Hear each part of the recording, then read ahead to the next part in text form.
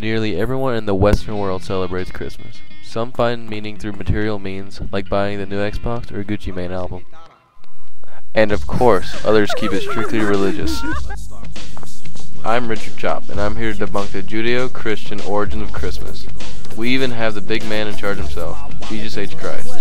We went on the streets and asked strangers, who started Christmas? Well, I always thought that our Lord Jesus Christ was born on that night, and we celebrate his arrival to earth. I grew up always knowing we celebrate little baby Jesus being born. Well, the true origins of Christmas are ancient, predating the arrival of Christ. Our story begins over 3,500 years ago with Babylonia, where they celebrated the 25th of December by eating, drinking, and partying on levels that would make Soldier Boy ashamed. But why? Why did they celebrate the same day as Christmas? They most certainly couldn't have known Jesus was going to be born 1,500 years later. The true origin is called the winter solstice, which happens every year on either the 21st or the 22nd of December. It's when the sun is furthest away from the earth, making it quite cold. Of course, not every people predating the calculator had access to superb astronomy, so that's why the winter solstice isn't celebrated exactly when it happens. We caught an interview with Mr. Christ. He wasn't very easy to find, but our crack team found him, and I landed an interview with him. So, Mr. Christ, how have you been the past few centuries? Oh, I've been fine. I've been just trying to catch up in the last few seasons of Dexter. I see. Is that how you've been preoccupying yourself for the past millennia or so? Well, I stayed away from Europe after the year 500. Kind of a hellhole. So I migrated to Hawaii. Nice place this time of year.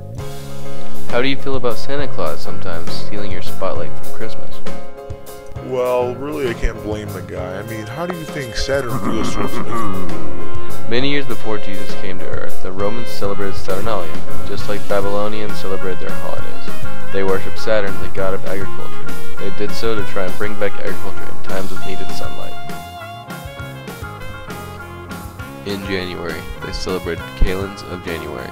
The whole season was called Dies Natalis Invicti Solis, or the birthday of the unconquered sun.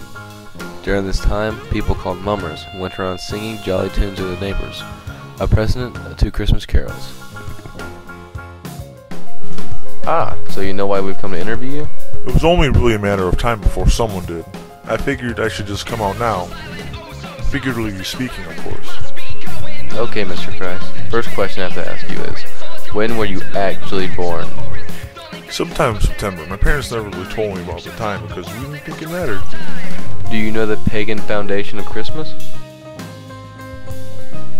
Before we go on, let's explain what a pagan religion is. A pagan religion is one that worships gods that are local to the area. For example, gods that aren't commonly widespread throughout the world.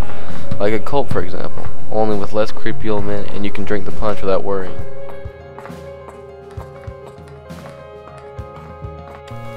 I couldn't have gotten this far without knowing something about it. I mean, come on, people started getting my birthday wrong. You know how awkward that is? Oh, hey, Jesus, got a present for you, man.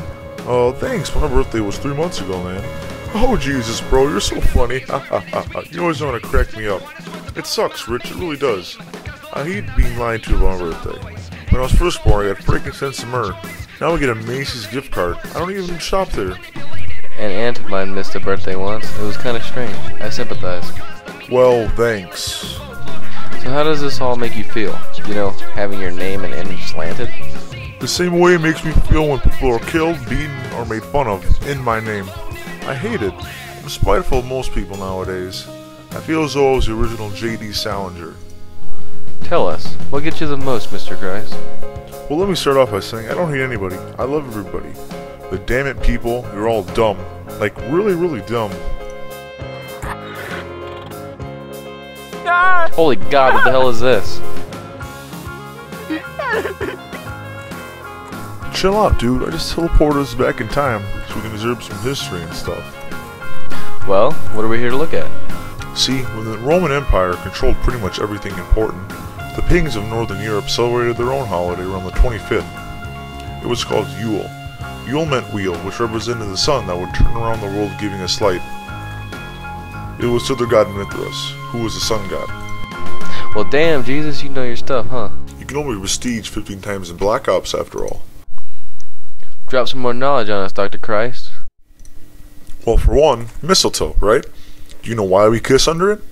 It was a symbol of fertility back in these days. The meaning of it changed over time, of course, like a lot of things relating to me. Well, if the majority of ancient Christians didn't celebrate your birthday on Christmas, when did it start? In 350 AD, Pope Julius said the people would celebrate my birth on December 25th. Dear Lord, why would he do that? That's kind of sneaky, isn't it? That's what I always thought, but whatever, my opinion doesn't matter, does it? Well, Mr. Christ, it's been very informative with you, and we appreciate your time. Can you send us back? I'd like to bathe more than twice a year.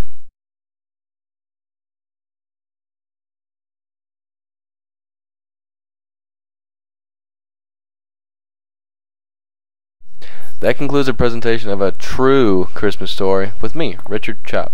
See our next documentary when we take a dive into the realm of sweatshops and cheap elven labor.